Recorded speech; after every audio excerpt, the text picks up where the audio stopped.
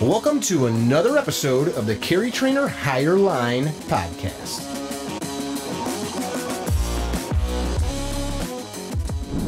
Mickey here with CarryTrainer. I'm with my buddy Clay Hayes today. We're going to shoot an on-site Higher Line podcast. He was on a couple months ago. You guys may have remembered seeing him from the show. What was that show called, sir? It was called Alone. Alone. Which, is it weird that people just like define you as the alone guy? Does that get old? I don't know, some people do, but then a lot of other people, most of the people that I interact with knew me from before Alone. Alone? They know me more as the self-bow guy, I guess. Self-bow guy? Yeah. So, some of you guys didn't see the other podcast, so we'll touch on that a little bit. So I was sent that show, Alone, which premise of the show, they send, how many, 10 people? Yep, 10 folks, and you get, so 10 people, you get 10 very basic items, so... Like, could you take that with you, that drawing knife? I don't know if I think a draw knife actually was on the list. So you get a list of things you can take. Bow and arrow being one item, like a pot being one, a sleeping bag, a ferro rod for starting fires, you know, very basic stuff. So yeah, you get to choose 10 items to take with you, and they drop you off in the middle of the wilderness, and the last person out there wins $500,000. So you basically have to survive. You have to make a living from the land with those 10 items. How much did you win? 500,000. Damn, I didn't remember it being that much. $500,000. So you were out there like 40 days or something? 74. 74, shit. And I think now, like, some people have stayed on these later ones, like 100 or something? There was one season where they did they called it the 100-day challenge. So it was required, you had to stay out there 100 days. I think you had to stay out there 100 days to win anything. But every other season, so I was on season 8, there was a season 9, and a season 10 is on showing now. And they will be filming season 11 here starting just in a few months. And I think all told, you said you were gone from your family like 100 and something days? Yeah, because when I went on, it was right at the height of COVID. Like, COVID had just gotten a hold. And so we had to go, our season was in British Columbia, Canada, and we had to quarantine for 2 weeks. You had some nonsense with that. Okay. Yeah, so we had to go up, quarantine for 2 weeks, and then we had a 10-day orientation period before we went into the woods. And then on the backside, once I came out of the woods, they kept me for another 10 days, I think, just for like refeeding, getting you back, you had to talk to, psychologists, make sure you didn't go crazy in the woods, make sure you were healthy enough to go home. Because a lot of people, there's literally they don't give you any food out there. You have to find everything. Right, you are out there, you're dropped with those 10 items and the clothes on your back. Yep, exactly. And you can't like put on like 18 layers of clothes and be like, this is my outfit, right? No. You have a very specific list of things you can choose from. So I couldn't take like a pair of pants made out of paracord. Oh yeah. That would be funny. And so yeah, you have the specific items you can take, but then you have to make a living. And some people get very, very skinny, and I got super, super thin when I was you're out already there. I wouldn't call you a skinny guy, but you're a slightly built man. I'm pretty thin dude. Yeah, what are you, like 165, 170? Right now I'm 157. All right. When I went in, I was 180. So you pounded some calories. Yeah, and it probably took me 5 months to gain 20 pounds of really trying hard. Forcing down the potato chips and ice cream and all that jazz. Yeah. That's and funny. Like loaded baked potatoes every single day. And it's hard. Like for me, it was hard because I had to eat so much and so regularly that I was never not uncomfortably stuffed. we'll come back to the show because I don't want to make this about the show because anybody can Google you and probably hear 50 discussions or more about it. You were in the government business for a while. Yeah. So I worked for Idaho Fish and Game. I was a wildlife biologist, and I did that for 10 years. But before that, I spent 7 years in college, earning the bachelor's degrees and then a master's degree to be able to do that, to get that job. Now I just make videos. I make videos about making bows. So I'm on my way back east from the Pacific Ocean. I contacted you and said, hey, let's get together. And you invited me out, which is awesome. Spent the day shooting guns, doing something that's not new to you, but not really what you do. Yeah. Got to shoot some guns with your kids, which was cool. And I wanted to just share a little bit more about what really you're passionate about. What species is that? What do you think? Let me look at it a little bit more. What do I think? So you should be familiar with this species. I know you have it around where you come from. I think, anyway.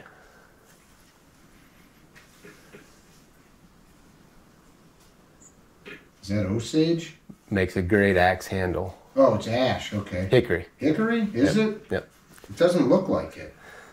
I guess when you start whacking stuff up and you can't, and you're used to seeing it in a certain form. Yeah. Okay. I see it now. It's all twisticated. Yep. So that one's got what I call propeller twist. So in the tree. No joke, it does. Yeah. Are you going to take it out, or is that the way she's going to live? No. You could do it like that. You could leave it like that and have the limbs twisted. It looks a little wonky, but it works. It works fine. Or you could. What I'm going to do with this one is I'll get it almost to finished dimensions, and then I will take a heat gun and heat the limbs and put a pipe wrench on it basically and just crank the limb over. Okay. So you're untwisting the wood. Is that why you got the furnace back here? Is that to heat the shop? That's just to heat it in the wintertime, but you could do it with that. You could do it over a fire if you wanted to. In a primitive situation, you could do it over a fire. On that show, you smoked the deer in the first week or two? I think that was day 20 or 21, something like that. So it was a couple weeks in, you shot a deer, and then you had ample meat forever. That's what people think, but the deer I shot was a 1.5-year-old blacktail buck, so he was probably 150 pounds, and so the yield off that, people don't realize, hide weighs a lot, guts weigh a lot, bone weighs a lot, and so out of a 150-pound deer, you might get 50 pounds of meat. Although you were probably using bone marrow. I was using bone marrow, liver, heart, all of that stuff. Did you eat the brains? I didn't eat the brains. I actually used the brains to tan a hide. I kind of got halfway through the process of brain tanning. And if you're not familiar with the process, it's a really physically demanding, the softening stage is really physically demanding. Do you drag it on something or beat it? So when you get to the softening stage, it's you have to build a frame and string it up, which I did. Okay.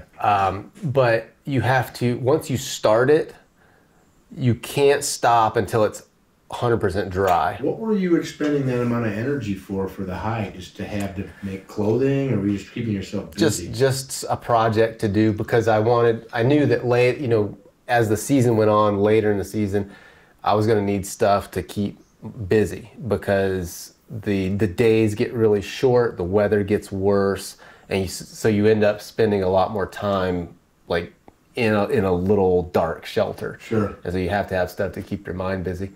And I actually still have that hide.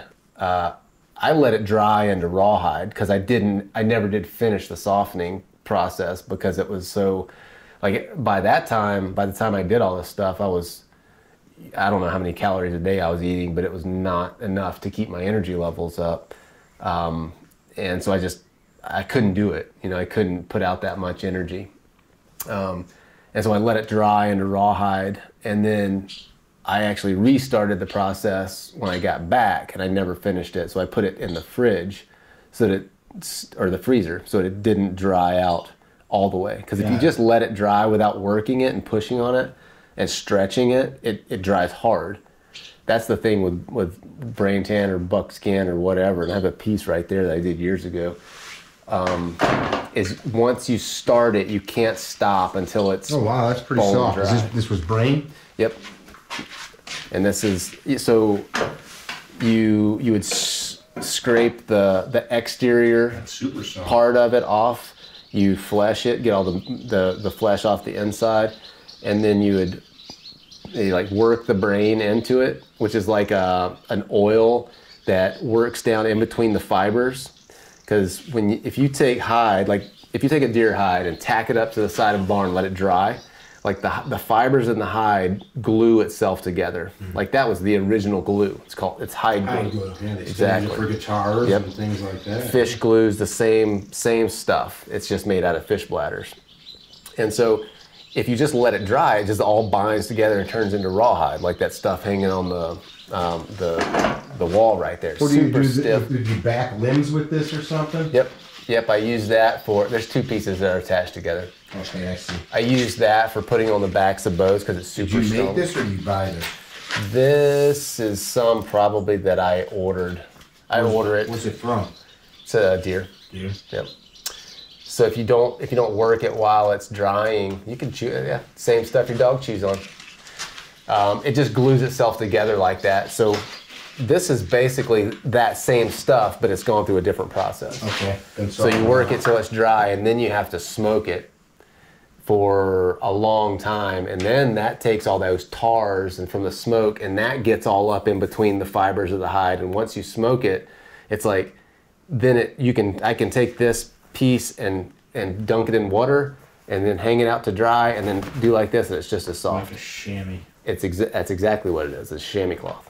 Very cool. So this is kind of what a lot of people know you for right now, making hides, building shelters, which we're going to go look at on the property here. You've got some primitive shelters. So you've got a YouTube channel. Yep. Clay Hayes. Yeah. And you've got bow making, going hunting with your boy, like we were out with Finn today doing some shooting, killing pigs, and your wife has a YouTube channel. You guys have a literal homestead here where you're raising animals, and you've got a greenhouse under construction. Yep. You've got a pond that just got dug that the earth is filling. We try to be as self-sufficient as we can out here, and we can do pretty doggone good. I bet we either hunt, grow, or forage or gather probably 80% of what we eat or more. The elk last night probably came from Costco that we ate? No. It came from the mountains. Yeah, last night he said, I hope you're okay with what you cooked elk and venison loin on the smoker. It was amazing. Yep. So how did you learn all this stuff? How does a guy learn how to tan hides, scrape boards into bows, make strings, make arrows, make shelters, make fire, trap things?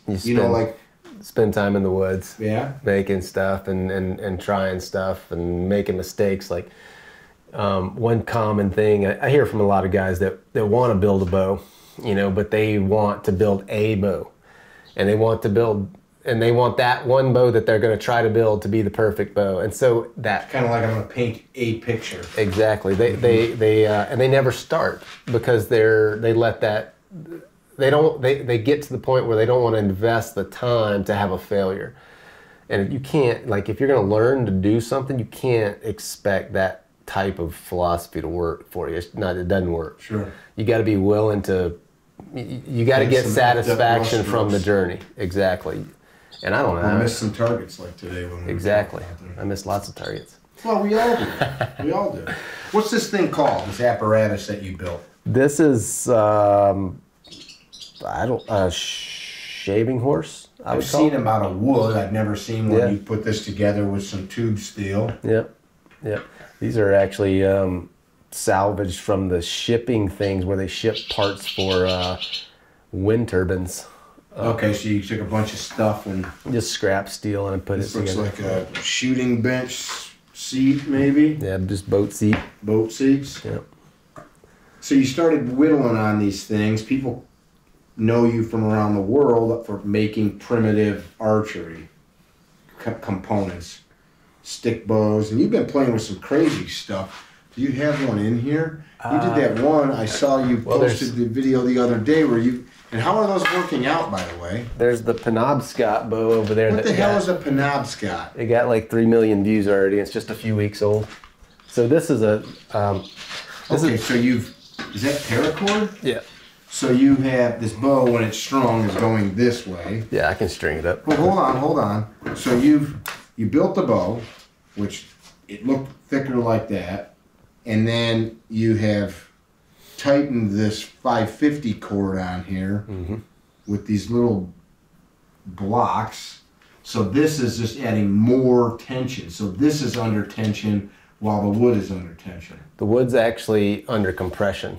Okay. In that situation. So show me. So the way that why would I do this? So this is a lot of extra work for. This is a lot of extra work for where I could just make a bow without all this stuff. So why do this? Let me string this thing up. So this paracord is not good bow. I was about to ask. It's a terrible bowstring, but so you're just using it to. But I figure, see if I can do this without breaking it. Why would it break? Because it's been sitting here for a while. Oh. All right. So first of all, the tiller on this thing's a little wonky. Not too bad. All right. So the way a bow functions is when I draw this string, this is the belly side of the bow. That's getting compressed. Yep. And then this is the back. So the back is always under tension. The belly is always under compression. So I used the term incorrectly and loosely. I was meaning like it was being taught, but you're explaining it correctly where these fibers are literally being jammed together. Yep. And out front they're getting stretched apart. So a lot of the woods that you can have a lot of the woods that you have access to in the woods, like for instance, if you're in the far north, you might not have wood available to you that can withstand the tension forces that it has to withstand to make a bow. So we're using the 550 to help aid that. Exactly. So you can take this type of technique, and this was actually, I think the Inuit came up with this, so they're in the Arctic. Okay. They're using driftwood and like whale bones to make bows. Driftwood is like it just doesn't have the tension. If you try to bend it, it's going to break. So, but you can take all of that tension force off of the bow and put it into the 550, which is great at withstanding tension. So what would they have used? Like sinew? Sinew and rawhide, gut maybe, yeah. So you can make this type of stuff. Just allows you to make bows out of subpar. This is a cable-backed bow. Cable-backed bow. Yeah, but you can make bows out of... This is the first one I've ever made. So if you got rid of the 550, what is this, like a 15-pound bow? It's really low. And that's the other cool thing about this bow is I can take this little toggle right here and I can twist it and I can up the bow weight. I'd have to untie it. Yeah. So you're literally, as you're twisting that, you're sucking it into a... Yep. So you have to change your string. You wouldn't. No. You're just... Can I pull it a little bit? Yeah. You're just preloading those limbs. So this is like 35, 40 pounds probably? Yeah, I think probably 40, yeah. That's cool. Yeah. So you could take something like this, and I could kill a deer with this bow. You know, given a good arrow. Put in a situation where you had to, or you didn't have a piece of hickory or some wood that made you a better bow. And so the next step in this progression is this is new to me. You know, this is like the type of thing that you would need in a like true survival situation. Like if you're going to be out there for an extended period of time, you need to feed yourself. Like just fishing Dacron? What is that? This is the core out of the out of the 550. You just pulled the core out. Okay. Yeah. But you could do this with like really crappy material. And so the next thing I want to try is just to take a fir branch or a spruce branch and do this, which would never work. Laces or something. Yep, you could use your boot laces. Fir and spruce for a self bow, meaning no backing or anything like that, would be unlikely to work. So when somebody sees the term self bow, it means there's no backing? Yeah, it would be like this one. This is Pacific U, and it's just a piece of wood. That's nothing but wood. So that is a true self bow. That's pretty. Yep. And the grain's cool right there. But you're still using what looks to be a Dacron string. Yeah, that one, that's a more modern bow. That's a modern string material. There's a sinew string right here. This is what, people would have used for tens of thousands of years. Did you twist this up? Yep. Why is the end like a pigtail? Because I make them long, because if I break it, I can splice it together. I can overlap the twist and splice it together and then keep going. And so I just take extra and just wrap it around the tip of the bow. Let it dry out and it kind of just dangles like that. Yeah. That's cool.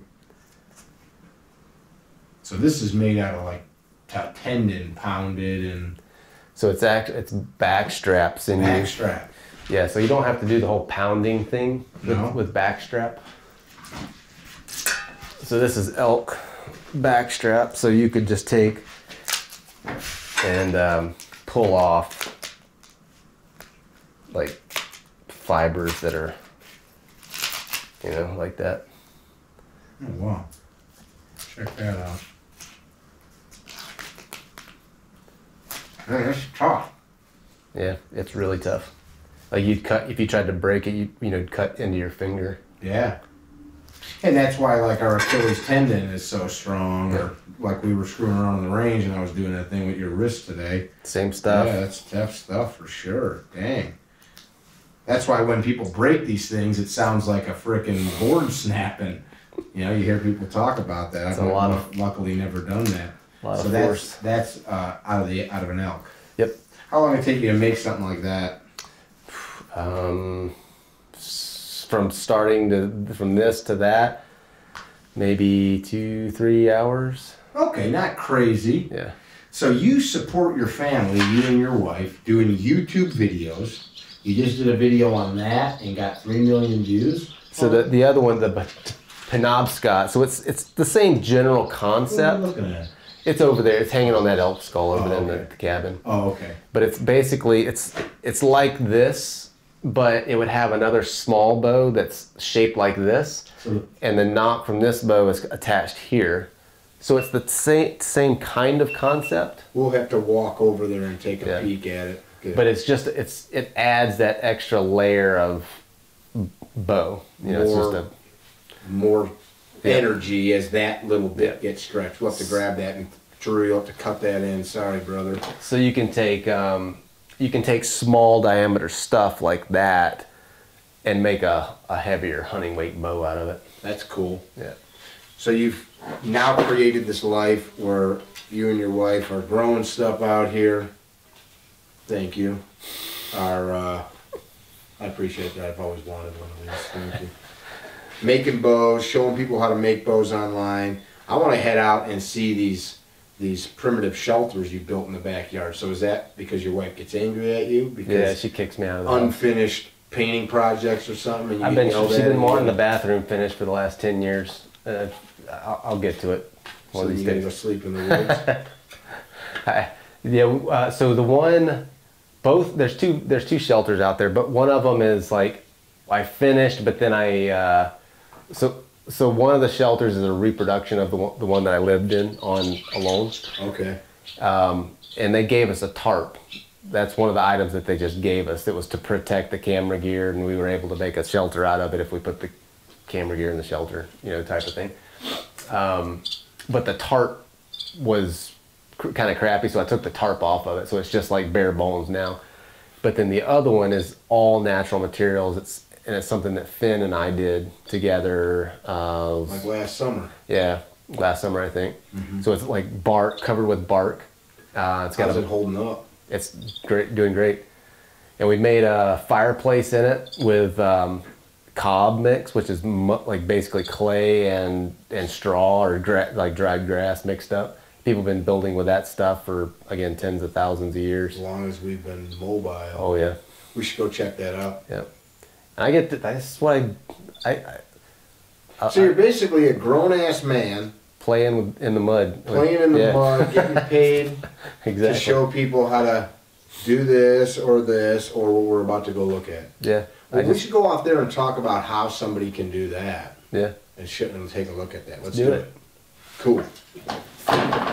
This is actually the hide from Finn's first deer, which he just shot last year. That's cool. Yeah, and so you guys are doing a primitive method of. Yeah, so we'll end up probably brain tanning that. Okay. Then he can, I don't know what we'll end up doing with it. You know, he may just keep it as something to throw on the couch, or he may end up wanting to build something or make something with it at some point. This is a shelter that I did for a YouTube video last summer. Finn and I came out here and built this. It's all covered with cedar bark. The walls are cedar bark here, and then on the inside there's a fireplace. So this would be something you could live in pretty long term. But it makes a fun YouTube video, fun project for both of us to work on. Flashlight out here. That's the cob fireplace. Yeah. I bet she gets toasty. Oh yeah.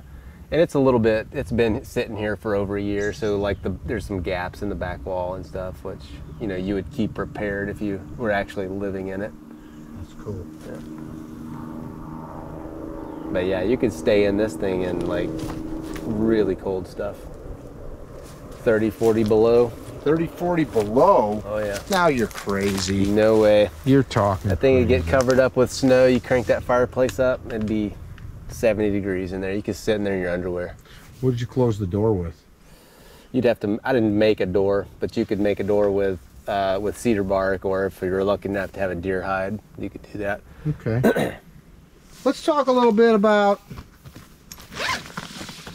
you grew up in Florida. Yeah. Right? You grew up in Florida, and now you live in BFE, Idaho. We're sitting in the woods in front of you've got a house with a flush toilet and electricity, and you're building shit like this in your backyard. What's wrong with you? I don't know. I've always been this way. Something's definitely wrong with me. Of course, I'm joking. But I get to, this is what I do for a living, man. I get to build forts. Mm-hmm. I mean, that's pretty badass. It is. Your, what are the holes? Is this a fire pit situation of some sort? Yeah, so another video I did was, this is a Dakota fire hole. Mm-hmm. So this one is straight down, and that smaller hole there feeds to the bottom. Yeah. So you can build something like this. That feeds the oxygen. So it's a very low smoke fire.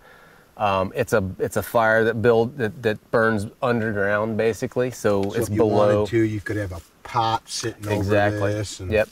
So you could take a couple of green sticks or logs and lay there. You could cook right on top of it, and it's something that you know, people like them for stealth fires.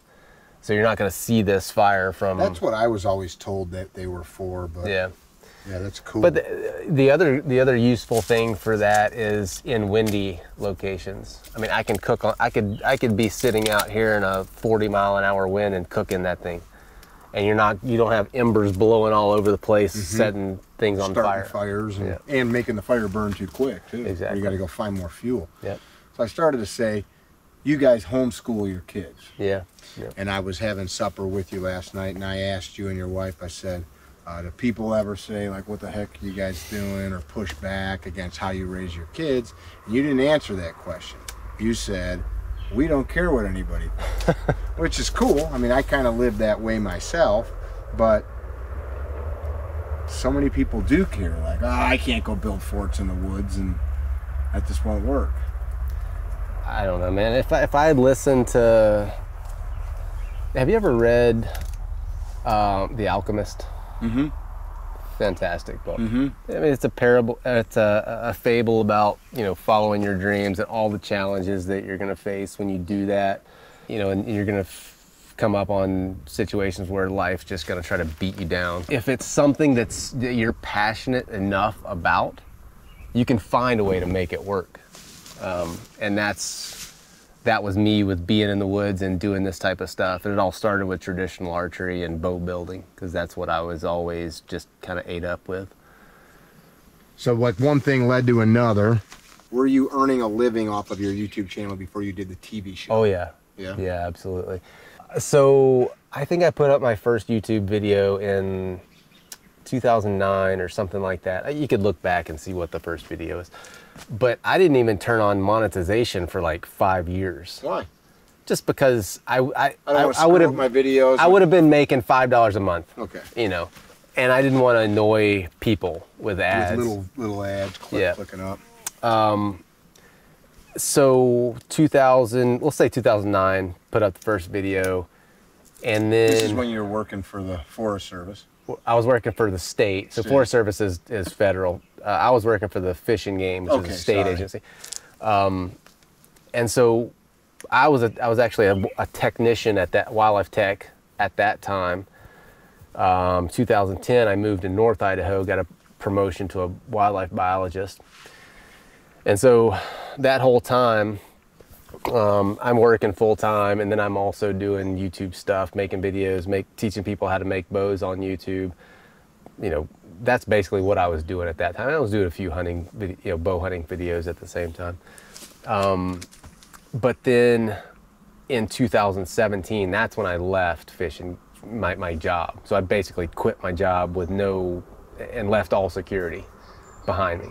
So you're making some money. You're getting a check from Google. I was making a little bit, a very little bit. Like YouTube ad revenue is not, unless you're getting millions of views, it's not a big, they don't pay you a lot. Sure. But I had other things going on. I was doing bow building classes. I still have a Patreon site where I give super detailed videos about how to make bows, like everything that I know about making bows. The real nuts and bolts. Exactly. Not the bullshit they're feeding these people for free on YouTube. So super detailed videos about bow making. All that was on hours. Exactly. Yeah. So I've written a couple of books. I've written one about bow building. I have one about just like bow hunting stories and stuff like that. And Yep. Sitting in the woods. Exactly. That, you know what? My story. I have a story that starts just like that. Not really, but I'm gonna put that in my book so I can. We're gonna work on his sense of humor, his joke timing.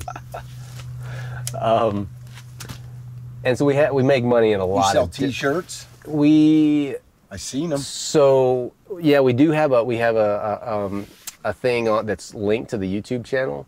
It's like through Spreadshop or something like that. But we used to I would buy blank shirts. Okay. I would make my own screen printing silks. I screen printed all my own shirts. What the heck? Dude, like when I quit Fish and Game, or even before then, I was trying all of these different things, trying to figure out how to make it work, how to make a living. You just didn't want to. You wanted to do your own thing and not go punch a clock for exactly. I wanted to do my own thing, but when you do something like this, there's no, and I know that you know exactly what I'm talking about. There's no path. There's no like clear path to make a living or to do, earn money to pay the bills or whatever. It's like, if you're a banker or if you're a store manager or something like that, you know that if you do this and you work for this many years and you do a good job, you're going to get this promotion, you're going to make this much money, you're going to, there's a very clearly defined path forward.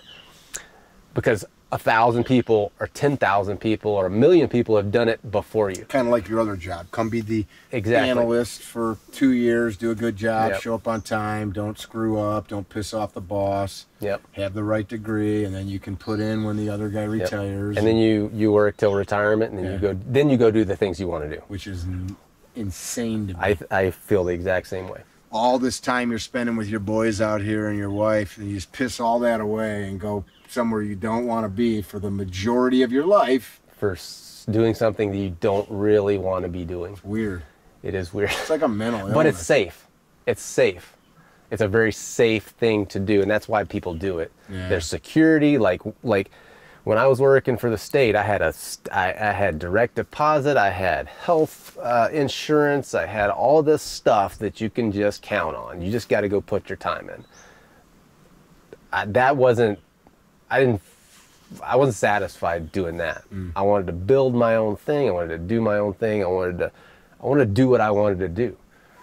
And so I left all that behind, had no security, had no paycheck coming in, or no steady paycheck that I could count on, had no health insurance, none of that stuff. That's an interesting thing when people are like, I can count on. I mean, people get fired all the time, even if you're not a piece of crap. You still can lose your job. Your boss can die. The department can get shut down. The economy can tank. So, like, nothing is a for sure thing. I 100% agree with that. That's the way I always looked at it. But people think that they can... They think they know what's going to happen, right. And really when you don't. You don't. You, like you said, you get an idea. We do a training program for instructors, and it's not to make them an instructor, it's to help them through the business side of it. And like the topography here is perfect. Like, let's see, that's north, I believe. Let's see. We were up there. Okay, I'm looking at the angle of that is? Yeah. So the sun will come up right over that hill, and then it's going to set. I'm learning new things. I'm looking at where I was sitting last night, so I guess I was out there farther. So there's north. If you said walk west, I can look in that direction only so far west until I can't see anything else. So that's it. I don't know if I need a raft when I get to the other side, or a rappelling rope, or an axe to cut through some briars, or what. Or maybe there's a really busy highway just over that road that I can't hear. But I only can go as far as I can see, and then I'm going to have to, like, assess, and what do I need? Maybe I got to turn around, come back, and grab some shit I didn't know I needed, or scavenge some things, or go ask for help, or something. But like, people want to see some path, like the GPS that took me the wrong way out here to where you're at. But like I want to see every little thing, and you just might not have that. Sometimes you just got to go. Yeah. I mean, if you're going to do something like this, you got to be okay with not knowing what might happen. And that's the thing you were talking about. Like, people think they know what's going to happen, but in reality, you really don't know what's going to happen. So you might as well do what the hell you want to do anyway. That's insane. Your wife is clearly on board. She's got her own YouTube channel. Yep. What's the name of that? Yeah. She's showing people how to, like, can things and make different potions and lotions out of stuff that's in nature, and do all the stuff that you guys are doing. That's pretty cool. So, like, together you guys are doing that. Your son is watching you guys do this, one of your boys, and he's created a YouTube channel. Yeah, so Finn's got a YouTube channel. He doesn't have a lot of videos on there, but he's got a few. And then hopefully... what are those about? He's got one... Like, the best video, the most views he's got on there is he like whittled a spear, and it's I think the title of the video is like hunting alien monkey rabbits or something like that. And he's like, he whittles a spear and he goes out, and he's the reason it's... Is this in Florida? No, it's here. Okay. The reason it's called that is because he like makes a target, draws out this thing. He's supposed to be drawing a rabbit. He goes and shows it to his brother, and he says, "Oh, that looks like an alien monkey rabbit," or something like that.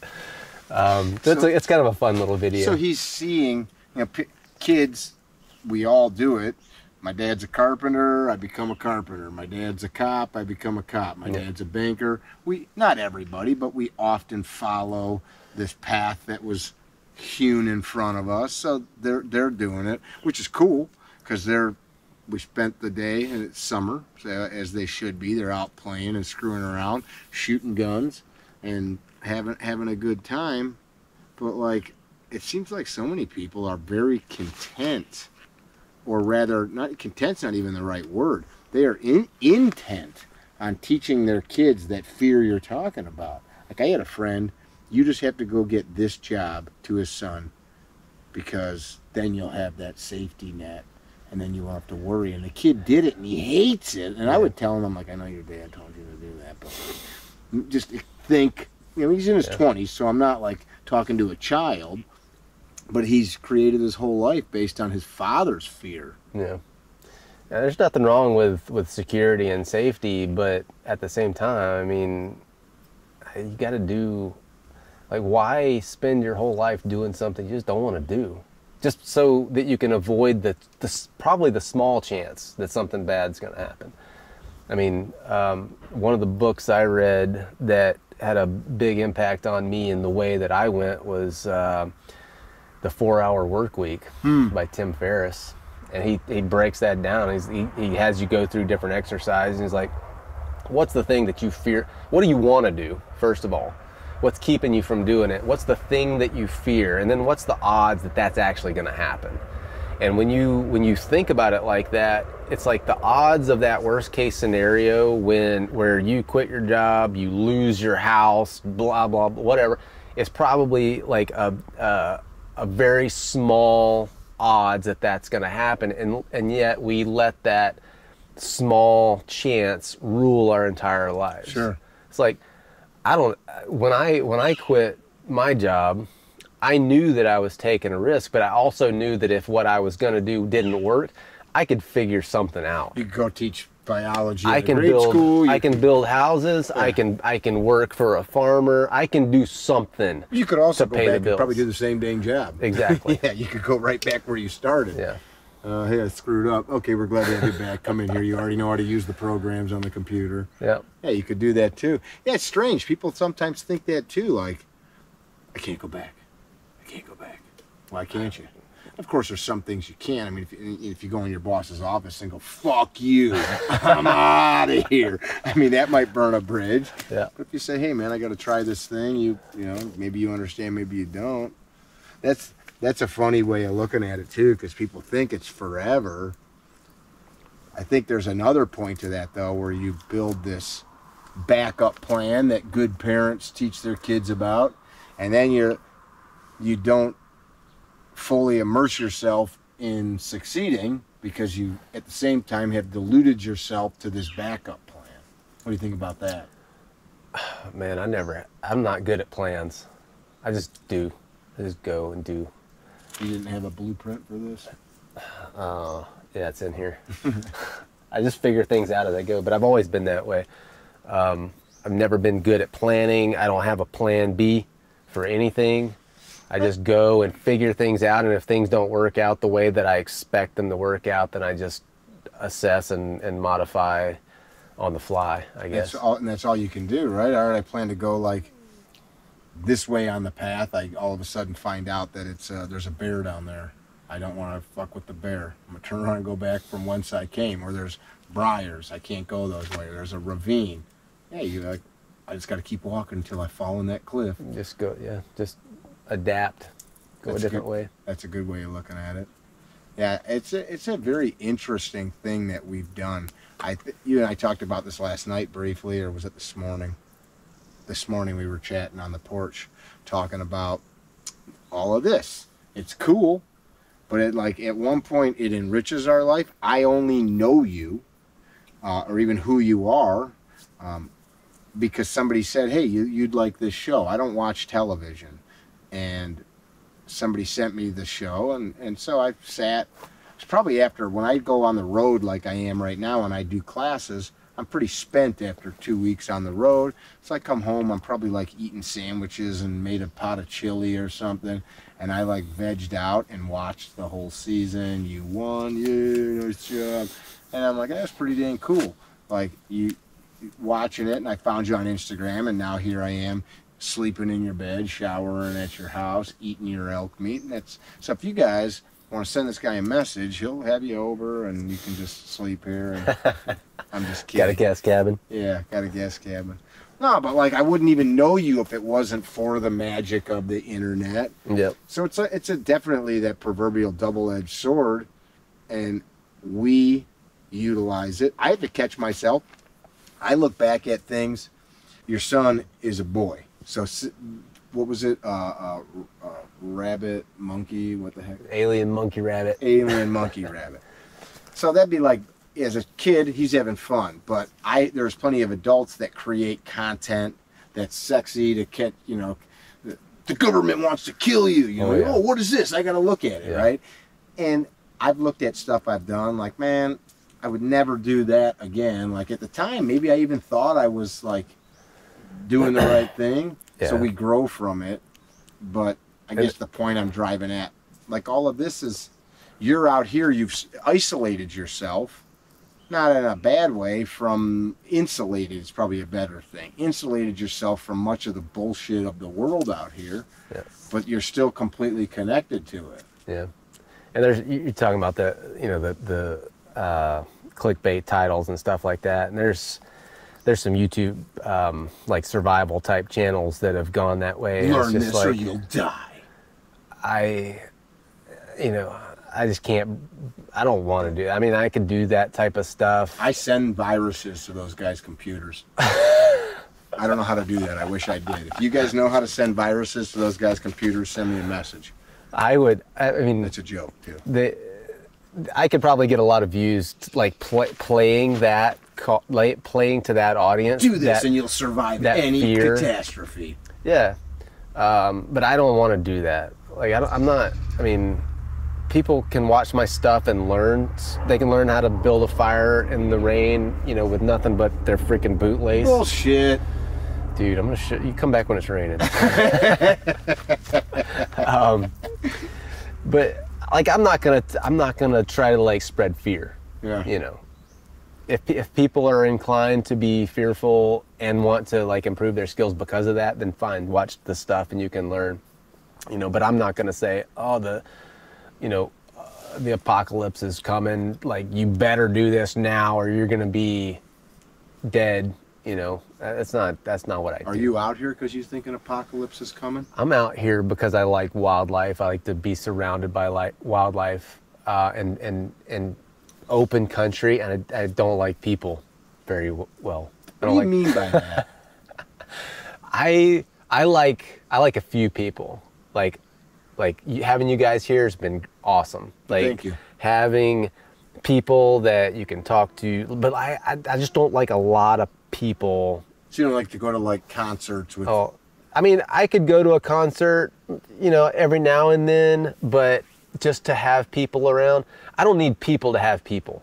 Mm-hmm. And that's one of the things I said on the show, and I don't remember if it made it on the air or not, but like, some people need people around just because they're social people. Just like the same type of person that, let me rephrase that, maybe not the same type of person. Some people always have the radio blaring, or always have the TV going, or something. They just need some stimulus. Yep, they're extrovert.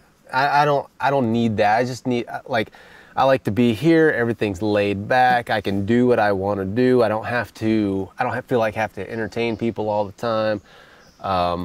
You know, I get up in the mornings and most days, and I just kind of figure out what I'm going to do that day. True story. I said to him yesterday, I go, hey, what do you want to do tomorrow? Like, we're figuring out how we're going to film stuff. We filmed some stuff with him and his sons today, and then over here, he's like, do whatever you want. I think you said, I have all the time in the world. And so I woke up, and I'm in their cabin over here, and I'm drinking coffee. I'm looking out the window, and I'm like, oh, him and his wife are out there. And this is, I don't know, maybe 7:45 or something this morning. And you guys come walking back out of the woods here with your bows. You and your wife are just out here shooting your 3D targets, screwing around. You're literally doing whatever the hell you want. Hey, babe, you want to go shoot some targets? Yeah. Got done shooting bows, and then I got on the tractor and went and got some logs and brought that I cut yesterday. Brought the logs back over here, and I'll cut those up on the sawmill and make lumber. Oh, yeah, he's got a sawmill out here because he's cutting logs to build a smokehouse. Yep. And an ice house, or what'd you call it?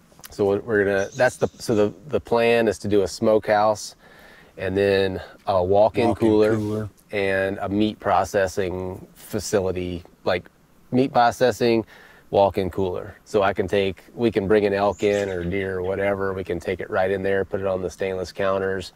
Got everything, got all our wrapping paper, sausage making stuff, all of that stuff right there.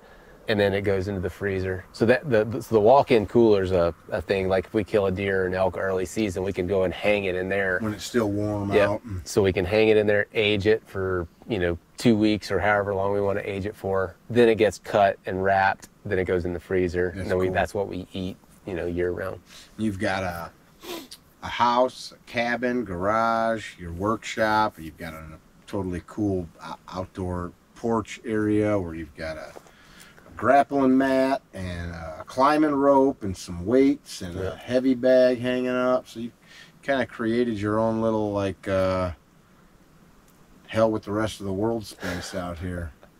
Yeah. You got a pond you just dug that's filling, we talked about earlier. What would you change like about the world as it is? You said something earlier when we were on that porch. You remember it? Mm-hmm. What'd you say?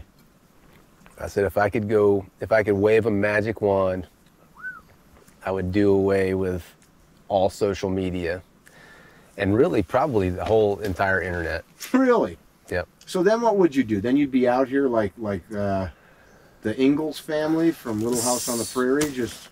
So I think anybody that has a passion, like anybody that feels strongly enough about something can figure out a way to make it work. I think that I could do the same thing that I'm doing now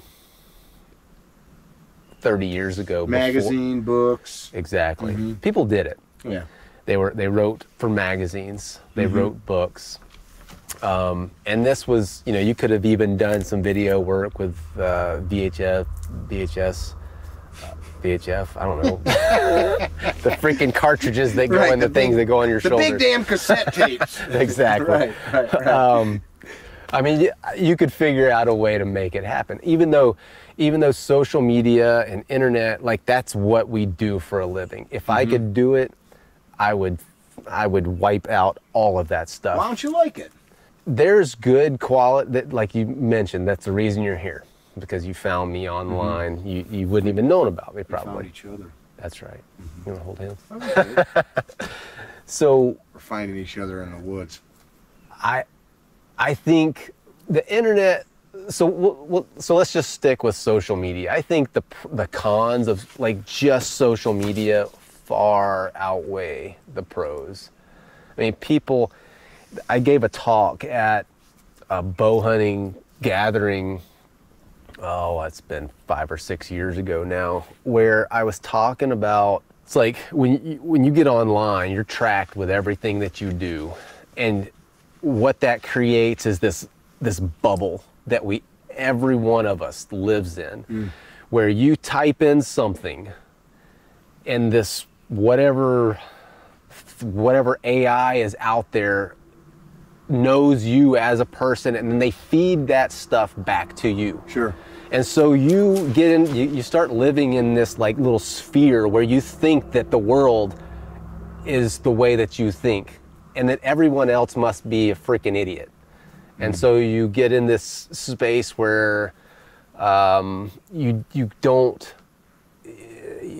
start discounting other people's ideas, and like a funny optic you see the world through, that only it's your lens that's only clear for you. Yeah, exactly. And social media just Magnifies that. Exactly, magnifies that.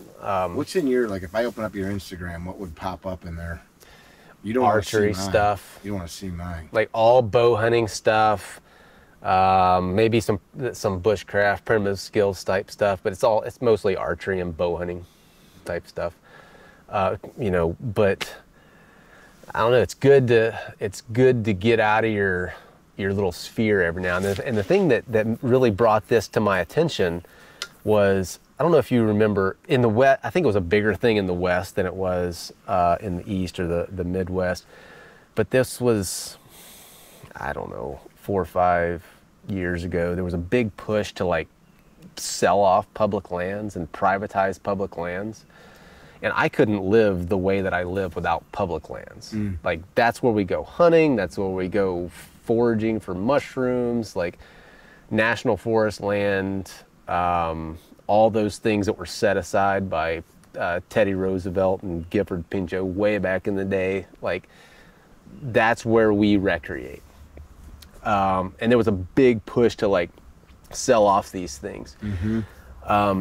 And because I'm in the conservation circle and like the pro public land circles, like when I Googled public land transfer or something like that, the only stuff that came back to me was pro public land stuff. Interesting. And so, but I knew that there was this organization, and I can't remember what the name of it is now, but I knew that there was this organization that was like, the whole agenda of this organization was to disperse public lands, privatize everything, sell everything off. I knew this organization was out there, but I could not freaking find it when I Googled it, because it just kept getting it did, because that's not the stuff that I normally would look at, and so that's not what was fed back to me. And so I had to like put in some serious effort to break out of this sphere that the internet, whatever algorithms out there that figure out who I am, feeds back to me. I had to really try to get out of that. And I finally did. I found the organization, the name of the organization, and found the information that I was looking for. But it was a serious effort to do that. Because all the IT geeks have funneled you. Yeah, whatever that, and it's an AI thing that learns who we are, what our online profile is, or whatever. I'm talking like way outside of my. No, I think there's some accuracy to that. Dude, we were in the car the other night talking, and what was I talking about? We've all done this, chatting about something. Whatever, freaking handmade axes, and all of a sudden there's 20 things in my feed or in my Google ads or whatever for handmade axes. Like, what the hell? I haven't searched for handmade axes ever. That's freaky. Yeah. But we willingly enter that space. Yeah. But I think just the realization, like, that the stuff that you see on all of the social media platforms, Facebook, Instagram, whatever it is, like, that's not an accurate representation of what's out there. That's not the world. Sure. That's just what is being fed back to you. What would people find out about you that you don't share with the world? I don't mean like deep, dark secrets. Like, what's something about you that people don't see when they just watch your channel? So when people would, if someone were to Google my name, they would come up with the YouTube channel, the website, the stuff about a loan. There would be a lot of archery, bow building, bow hunting type stuff. They wouldn't know, probably, unless they dug a little bit deeper, that I grew up in Florida, that I grew up riding horses, that I went to, that was in the National High School Rodeo Finals twice, and that's the first time I ever went west. You son of a buck. I was asking you the other day, you're like, I could ride a little. You were in the National High School Rodeo Finals. What was your event? It's called cutting. Oh, okay. So you're familiar with it? A little bit, but tell everybody. Okay, yeah, so cutting is not like a mainstream rodeo event. It's not. If you went to a rodeo, you'd see barrel racing and roping, steer roping, calf roping, bull riding, all that stuff. Cutting's not going to be there. Cutting is a kind of an event into itself. It's a judged event, so you have 2.5 minutes. You have a herd of cows. You have a highly trained horse, and your job is to go in, cut one cow out, and then basically keep that cow out of the herd. But you can't. Your horse has to be trained enough so that you don't use your hands. You can't like steer the horse. You have to put your hand down, and the way that you sit on the horse tells the horse what to do. But the horse is also super trained. Pure test of your horsemanship and horse training abilities. Yep. That's cool. Yeah, and it's a judged event, so they'll give you a score on how well you did this. So how well you showed your horse, basically. That's cool. Yeah. No horses here. No horses here. I had horses when I first moved up here, but horses, like I said, I grew up riding. My dad's a horse trainer. Horses were never really my I was never passionate about it. Like that's his life. Horses and cows were always something that he's been passionate about. And he kind of did the same type of thing that I did. He was working at a factory. I think it was a factory, or a chemical plant. I can't remember which. But anyway, he was had a young son. My oldest brother Philip. He was like 3. He quit this job. Wasn't what he wanted to do. Quit his job. He wanted to be a horse trainer, and people told him it was crazy. You're never gonna make it. Blah blah blah. Well, he made it. Now he's in the National Cutting Horse Hall of Fame. Yeah, he's one of the most well-known cutting horse trainers in the world. That's cool. Because he was passionate enough about it and just never took no for an answer. Never quit. I mean, it was. Do you guys talk about that, like the correlation of your life's path and his? It's choking you up a little bit, isn't it? It is, yeah. Yeah, I see that. That's pretty cool. And that's something that I wrote about in the book about alone, because I talked about it when I was out there. When you were sitting in the woods? Yeah, because you got a shitload of time to, talk. But, I probably wouldn't be doing what I'm doing now, even though our paths, even though what we do for a living is very different. It's like, we're basically the same, just what we do is, the specifics are different. Sure, so he set a path for you, showed you, hey kid, you can go out no matter what anybody says. And he never said that. You just saw it. He never said, he never said that you can, and of course you always tell your kids, yeah, you can do whatever you want to do. You can do anything you want to do. But really, most people don't really mean that. It's why does this get you so choked up? And I'm an emotional dude, but I want to ask because I want you to answer it. Like, why does this get you so emotional and choked up? I don't know. He did what he was passionate about. He was able to create a good life for us. And it's hard for, I don't know, if he hadn't have done that, if he had been, an insurance salesman or a banker or something like that, like, I don't know if I would be doing what I'm doing now, because I would probably have that, like, you got to do this, you got to do this this way, and you got to get this promotion, you got to do that.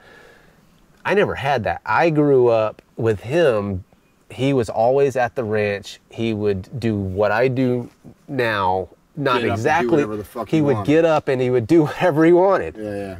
He would make a living and make a good living, because it came from within him. It was just something he was really passionate about and he wanted to do. So does the beauty of that choke you up, or is it maybe the understanding of you maybe wouldn't be here if Dad didn't have the cojones to do that? I have a tremendous amount of respect for anybody who kind of bucks the system and does what they want to do and finds a way to make it work. I dig it. You can do it. You can find a way to make it work. You're going to come across challenges. You're going to have to overcome obstacles. And like, you're going to have to overcome a lot of naysayers.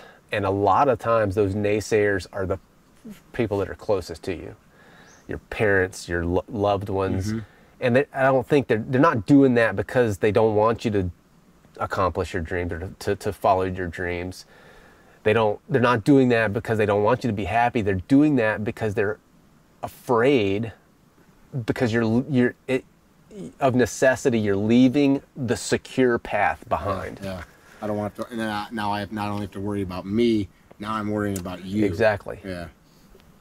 Yeah. When you leave that secure path that's laid out in front of you, you are taking a risk. But at the same time, it's like, if you don't take that risk, you'll never realize what you're capable of. And for me, I was never going to be completely happy working for Fishing Game or working for somebody else. Like, I needed to be fulfilled. I needed to build something for myself and for my family. And so that's the direction I went. And you're doing it. Yeah. What's your dad say? They're totally proud. Good.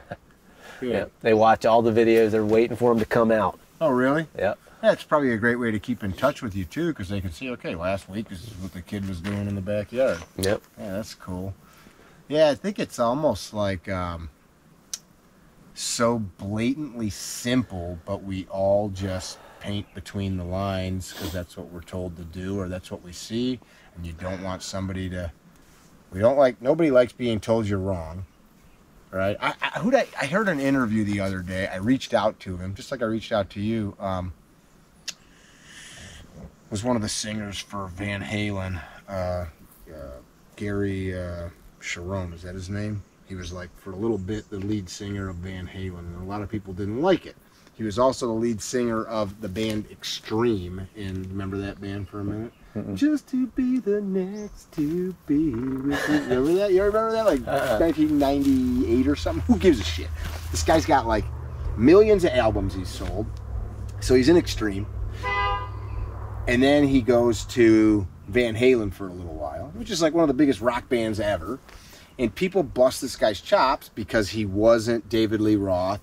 And I'm not, the conversation isn't about Van Halen or music, but people just find reasons to not like this guy. He had #1 hits. He had albums that like were chart toppers, traveled around the planet playing to like huge audiences, and somebody's interviewing him. And I'm listening to the interview. I don't even know how the heck I came upon it. And he says, you know, one of the things he learned about his time in music was you could have like 1,000 fan letters say you're the greatest singer of all time, you're beautiful, you're amazing, you're wonderful, your music's great, you're the greatest songwriter, your wife could tell you that, your kids could tell you that, and then one person is just like, he stinks. And you lay in bed, stare at the ceiling, and you think about, like, what did I do wrong? Yeah. You know, he said even, I think the guy's probably about 60-ish, like, to this day, that's still something that maybe he battles a little bit. And I thought about it, I'm like, yeah, it's true. Like, I catch myself, like, we're so scared of, maybe scared's the wrong word.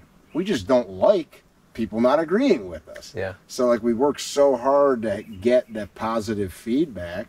Yeah. What do you guys think about what people say about, or think about or say about how you school your kids? We don't really give a shit. You know, we don't care. We're not even going to entertain the conversation, was basically your response to me. There's no reason to talk about this. I don't care what they say. I think that's a great way to be. Well, it's like, I don't want to, I kind of see, like, and people are going to think I'm totally freaking nuts for saying this. Let's hear it. I think that a lot of times when I think about the public school system and the way that we school our kids, it's like we're breaking them to the we as in society. Yeah, okay. It's like we're breaking them to the system that they're expected to transfer like into. Train horses. Exactly. Yeah. And so, you know, from the age of whatever age kids go to school, it's like you're basically forcing them into this this tract to then, you know, push them into the workforce and have them go into these defined career paths. Dude, I had a family member that used to say to the kid, "This is your job, to go to school, because one day you're going to have to go to a job that maybe you don't want to have to go to, and you have to." And that's what people. And you're just like pounding that into their brain. That's what most kids are brought up to believe, and I don't want that for our kids. We encourage our kids to follow whatever their interests are, and so we don't like Coy, my oldest boy, for the last pretty good little while, like, he's been super into ships and boats and sailing and that type of stuff. And so last summer I signed up, both of us signed up for sailing classes. So we got our basic keel boat certification down in Florida. He's been like out in the workshop here building. We've got the sawmill. I mill him like really thin cedar boards, and he's like cutting these things out and laminating them together and making like little We'll have to show a picture of that. If model, the hulls for what he'll eventually make into like RC sailing boats. We made a sailing canoe last year in Florida, and he designed. There's a video on your channel. Yep, he designed that. Like it was a lateen rig. I didn't know what a lateen rig was, but he did all the research on it and figured out how to make that thing work. We just did it, and we were sailing around out in the bay. That's cool. And so, that's not the typical, like, what kids go to learn in school, but he's learning all kinds of things doing that. He's learning about how to use power tools. He's learning about all the different sailing history. I mean, there's math involved. Researching stuff. There's math involved in, like, how do you make this sail? How much sailcloth do we need? Where do we need to maximize our the use of the stuff that we ordered? Like, how do we cut this stuff? So there's, like, we just let them, whatever the self-directed basically is what it is, self-directed learning. And then we try to support whatever they're... Like Montessori. Yeah, maybe. I'm not sure what that is. I think that's kind of like, what do you feel like doing? Yeah. What do you feel like doing? That's... I'm gonna enjoy it. I'm gonna watch some Netflix, Mom. That's a joke. But yeah, basically we just support whatever they want to do. I just started. What if they said, Dad, I want to go to college and I want to work 9 to 5? Fine, do it. I've been there, done it. My Not for son, me, it might be for you. Yeah, my son loves the regimentation of the job. He's a manager at his company. Started in low position and has worked his way up to management position, and he digs that stuff. Yep. So and maybe seeing Dad, biting my fingernails and crunching numbers late into the night with my headlamp on, maybe that made him think otherwise. I don't know. I don't know. I mean, and there's plenty of people out there that type of situation works for them. They're happy doing it. But personally for me, and I'm not prescribing this to anybody else, but for me, that was just not going to work. Mm-hmm. And I want to give my kids that opportunity. If they want to do that, if they want to go and like Coy would be, the way his mind works, like he would be a great engineer. He gets things intuitively, like mechanical stuff. He just understands it intuitively. And so if he wants to do something like that or anything, whatever, fine, do that. But I don't want to like force them into that. If he wants to build a business on his own, we'll support that, whatever. So yeah, I don't want to limit them to think that they have to go into this 9 to 5 type scenario that most people feel like they have to do to be responsible or whatever, to support their family. And it's like we were talking about The Alchemist earlier. Like I truly believe one thing that he says in there that the author is that every single person on earth is born to do something that and he calls it a personal legend. It's like there's something that would fulfill you, that would contribute to society, and you'd be happy doing. There's something for you.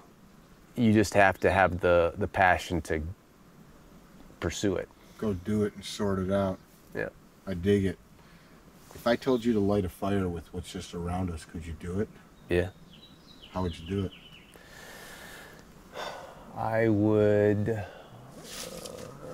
knock that dead branch off right there. Which one? That aspen branch. Well, why don't you do it? Because it would take me like 45 minutes. 45 minutes! I wish I brought a lighter out here and I just lit the lighter. You got one? I probably do have one in my pocket. That would have been a little wittier if you were like, damn it, I didn't think about it. I would do that right there. I always keep one in the truck and in my pocket usually too. I've got my pants empty because we were laying out in the dirt earlier. So I always carry a lighter in my pocket. What, you got some duct tape around there or something? That's actually Leuco tape. Leuco. It's a medical tape. Okay. It's like it's that white medical tape that really people, it burns all right. The reason I carry this is if I'm like my feet are broken to my boots are broken to my feet, so I don't ever get blisters. But if I'm hiking with somebody else that gets a hot spot, you know, blisters can ruin, like they can completely take you out of a trip. And so pop a little bit of that off, throw it over a hot spot before it turns into a blister, good to go. But it also burns. So if I need to build a fire in crappy condition, I need a little bit of a extender. I can light that on fire and go with it. Duct tape works much better For the fire starting. Yeah. But doesn't make a good pad. It's not as good as that. That's pretty great. That's a great tip right there. Yeah. That's cool, man. If you could give people a couple pieces of quick advice for making better choices, survival situations, what would they be? Start practicing skills before you think you're going to need them. I get comments all the time on YouTube. It's like, oh, this is great knowledge, you know, for whenever I need it. It's like, no, if you ever need this stuff and you haven't practiced it, you're not going to be able to do it. You're not going to know how to do it. Yeah, because shit is not going to be perfect when you're in the woods. Right. I mean, and like a lot of the, I was talking about, you know, making a friction fire set with just the stuff that I can find in the woods here. 45 minutes. But like a lot of the videos that teach you how to make friction fire are done in like the desert Southwest, where you got 15% humidity. Tinder, I mean, you can look at something and it'll catch on fire. Sure. So like in the summertime, it's probably in the middle of the day here, we're getting into the teens, into the humidity. It hasn't rained here in like 6 weeks. It's freaking dry. Like I could get if I had a pre-made set with a hand drill, which is much more difficult than a bow drill, I could probably get a coal in less than 15 seconds. Like to do that in Florida, like you're not going to do that. Sure. You know, where you got, because you're cooking all that moisture out of the wood to get it hot enough. Yep. So when you're dealing with less than perfect conditions, if the only thing you've ever been exposed to is somebody doing it in perfect conditions, and the only time you've ever done it is in perfect conditions, you're gonna get real frustrated. It's the same thing we do in training, man. Yep. See it. My friend Matt always said, see it a million times in training before you see it for real. Yep. It makes good sense to me. You just challenge yourself. Hey, bad guy, hold still, because I'm used to shooting at this target in a well-lit range where the light's right behind me, illuminating my sights perfectly. You got to start with the fundamentals. You know, you got to start with technique, start in good conditions with good materials, but then, you know, if you progress, start challenging yourself. Get outside, outside your comfort zone. Maybe that's the biggest thing. It's like for everything. It's like not just survival stuff, but everything in life is like you're never going to get better at anything if you don't ever challenge yourself. Right. And I read I don't remember what, maybe it was, I read a book called Outliers not long ago. It was a couple years ago. Is that Malcolm Gladwell? I think so, yeah. I think it was in that book where it was talking about where, like, the point at our practice where we get better. It's like, it's right on that cutting edge where we can't quite accomplish what we're trying to do, and we're constantly pushing ourselves over that edge. That's where you get better, you know. And so if you figure out how to, you know, go fishing or catch fish or make a fire or something like that, and you only ever practice when you're within what you're comfortable doing, you're never going to progress. Sure. And so you've got to keep pushing that edge of what you're capable of. I dig that. And that's with everything in life, whether it's public speaking or whatever. Mm-hmm. And public speaking is a great thing, because when I started my graduate program, like I was horrible at public speaking. And now if I'm speaking about something that I'm confident that I know about, I've spoken in front of crowds of several thousand people. and I can ad lib, I can talk off the cuff, whatever. Comfortable. Exposure Comfortable. equals composure. Exactly. Yeah. It's kind of like on the range today. I get really good shooting 200 yards, 100 yards now is like, what am I doing here? This is nothing. This is nothing. Yeah, I dig that. Yeah, we don't. I think it comes back to one of the other things we were just talking about. People don't like being uncomfortable. You can't. Paul Sharp, my buddy from down in Boise, says, get comfortable doing uncomfortable shit. Yeah. But people spend their entire lives like trying to be comfortable, but eventually that shit catches up with you. Like we'll take just being physically comfortable for feeling good, for warm, instance. Exactly. So fed. I don't think this ever made it on the show, but one of the things that I said when I was out in the woods was, there's all these ads about, oh, my back hurts. Oh, well, come get this new mattress. Like, no, bullshit. You go sleep on the ground for 2 nights. When you go back to your bed, that's going to be the most luxurious bed you've ever slept in your life. I don't give a damn what it is. It could be some shitty bed at a sleazy motel. Exactly. Yeah. And so it's all about like recalibrating what your understanding of perspective, recalibrating what your understanding of comfort is. My friend Z, who I talked about with you today, tells a story in training sometimes about being so thirsty. He's a Green Beret and a Ranger, being so thirsty, had not drank in several days, and then finally got some water, and it was like, oh my God, he talks funny like you. He's from down South Carolina.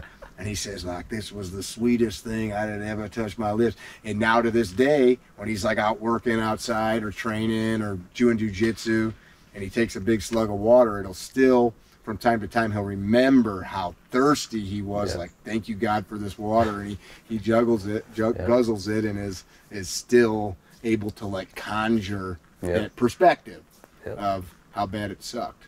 Yeah, and it was now we're like, I need a water of this pH. I squirt a line. You start doing without stuff, and it'll set you back and kind of recalibrate that stuff. I mean, and that reminds me, him talking about that water reminds me of that first bite of deer heart that I had, because I'd lost 20 pounds in 20 days. That's a long time to be eating not a lot. Yep. How much did you eat the first 3 weeks?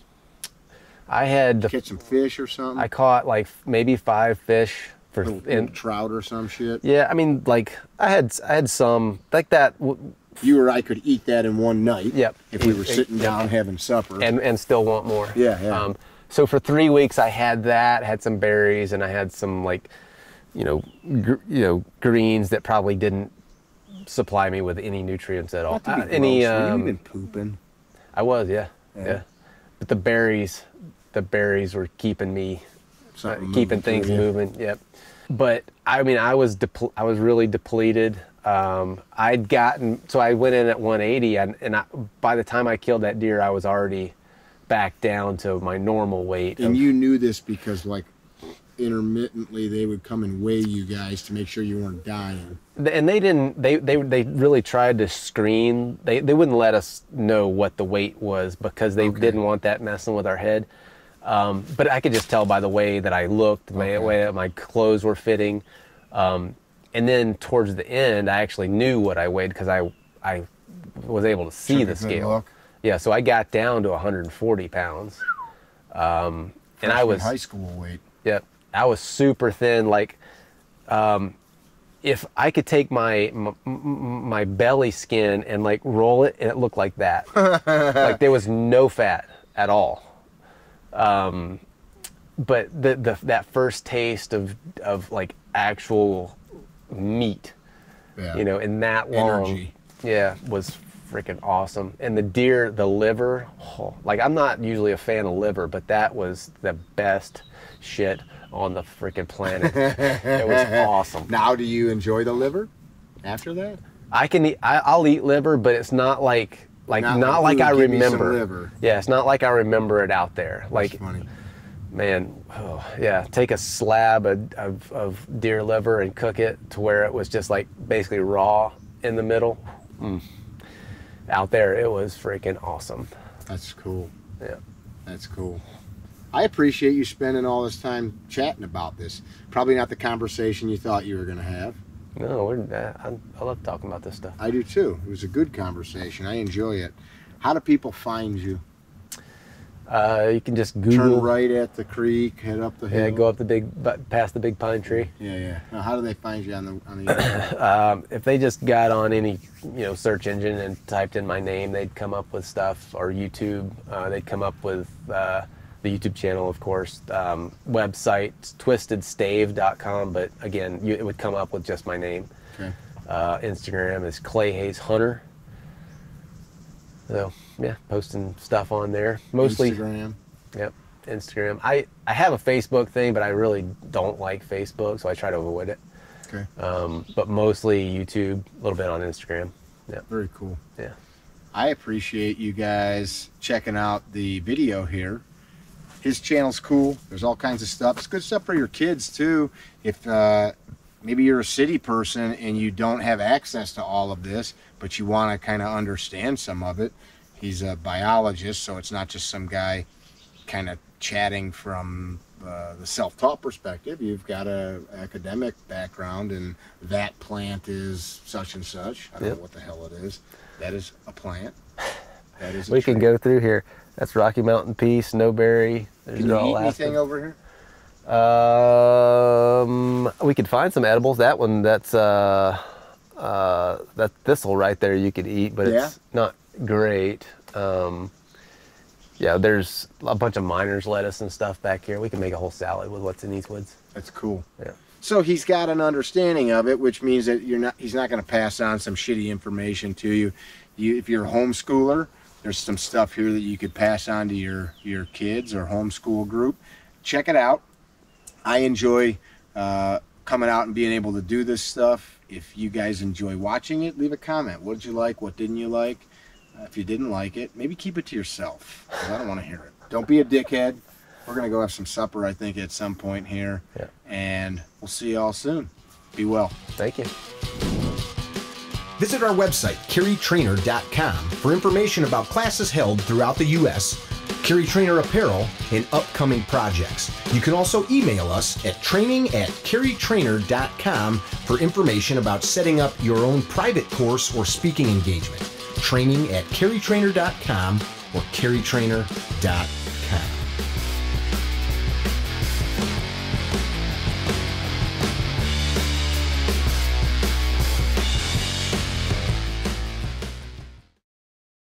I said I got me some gunfighter gun on.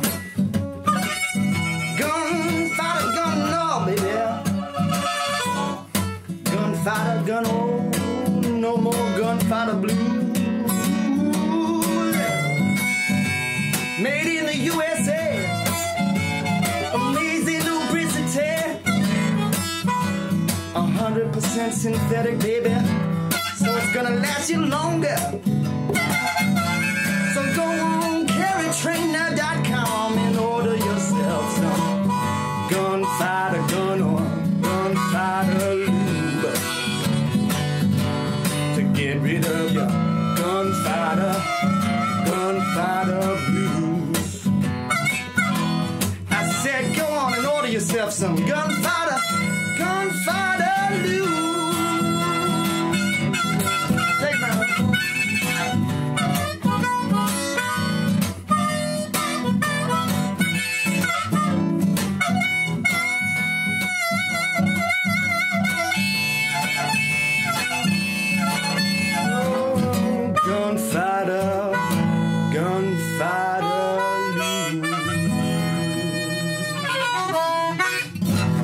Yeah!